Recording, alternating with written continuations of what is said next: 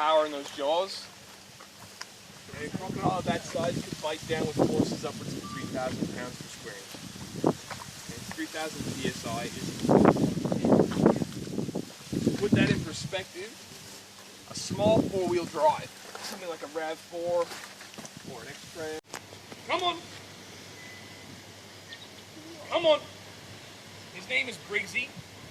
She's Mrs. Briggsy. Come on! Up!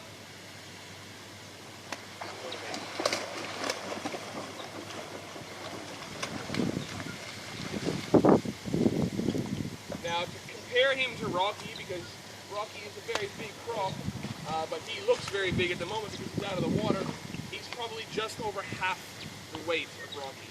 He's probably about 500 kilos. Okay, he'd only be about 4.4 meters long, so he's almost a meter shorter. Okay, so Rocky is a very big croc, but you guys get an appreciation for how big these things are just by seeing them out of the water. Now, Briggsy here was actually caught by the rangers up in Kakadu National Park about 3 years ago. He was a very smart, very cunning crocodile. He learned to sit on the banks of the river up by the boat ramps and wait for the fishermen to catch fish. And then he'd swim under the water, right up underneath their little tinnies, and as they'd reel the fish in closer to the boat, he'd lunge out from under the boat and rip the fish right off the end of the line. So he was making a nuisance of himself, and people were getting very scared of him, which is why he was removed and brought to us. So he's only been in captivity about 3 years, which is why he's from this side of the country.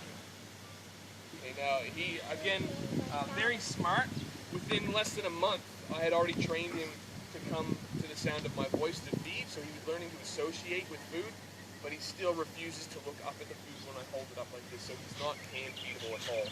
Okay, when he comes close to me, he just stares right at my legs. And you know that's what he wants. So you throw the food on the ground and try and distract him, and he takes the food. But again, I always do it from this side of the fence. We don't interact with him much at all.